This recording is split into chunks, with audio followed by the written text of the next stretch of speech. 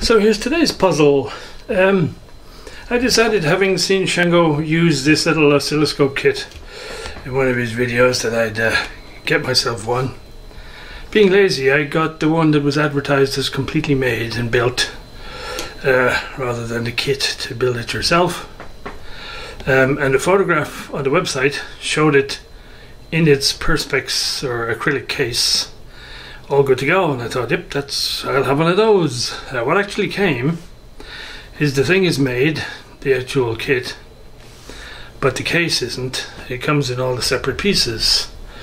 Not immediately obvious how it all goes together, so I went online and there were tons of videos showing how you put the acrylic case together for this, but they're all different than the one I have.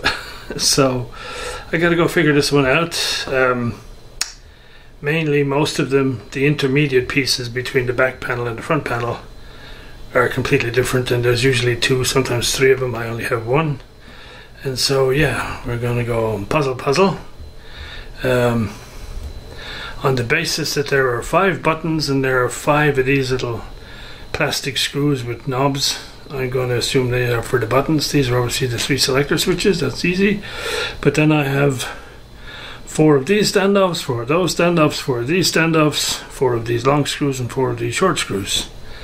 And so yeah, I think it's going to be like trial and error to try and figure this stuff out. Plus this has little feet under it already, which I don't think are needed, so I guess I'll have to take those off before we go any further. So trial and error time.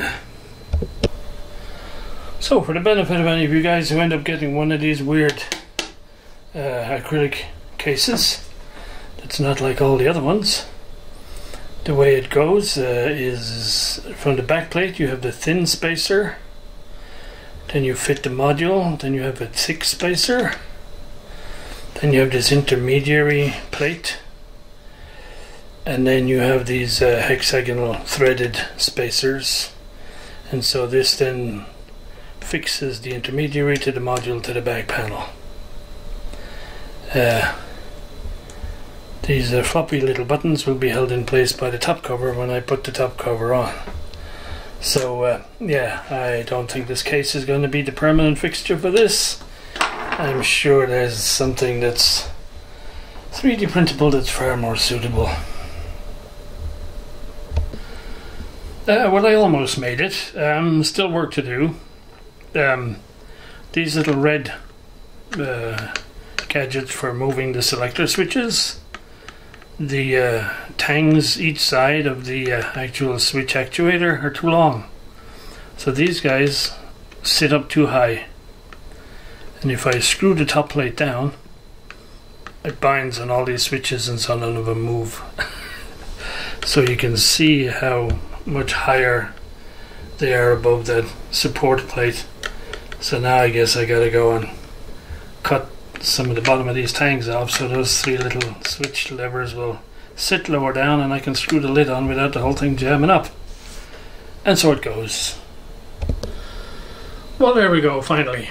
To get these little selector switch guys to work, I had to file a little bit off each of the tangs, and also the center holding it up the middle was not deep enough.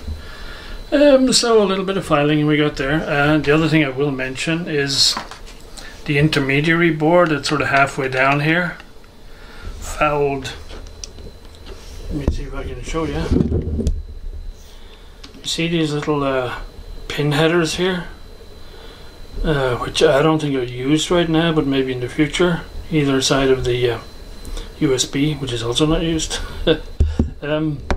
So yeah, that intermediate panel wouldn't go down because it sat on the top of those pins, so I had to cut those pins off about halfway down so that that board would sit down there. Yes, all in all, not the best. I'm definitely, I think I'll be looking on Thingiverse to see if we can find a more decent 3D printable case, because yeah, I'm not a big fan of these acrylic ones anyway. And this one certainly lived down to my expectations.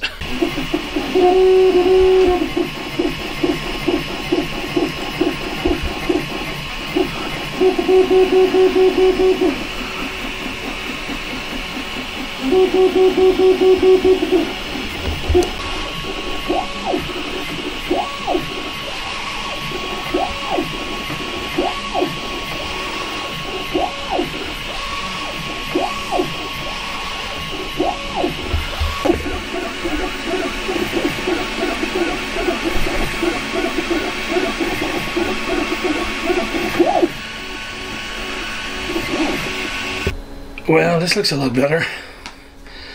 If the fit is accurate, this should be much nicer. Let's see. There we go. I think we can all agree that that's a much better layout altogether. So, one more little trivial tool added to the list. So yeah, forget the acrylic. Once you get a 3D printer, all things are possible thanks to all these creative people out there who've done all the work. All I got to do is print it off. So I'll put a link to the folks who created this, because it's an original guy and then another guy who modified it slightly for a better fit. And so those two guys deserve the credit for the case, so I'll put a link for that. And there we go. That's the wrap on that one. So you might see this from time to time when I'm faffing around with some sort of audio type stuff, because it's not going to be anything much above, I don't know. I guess if this thing works up to 100 kilohertz, you'll be doing well. Right, more to come.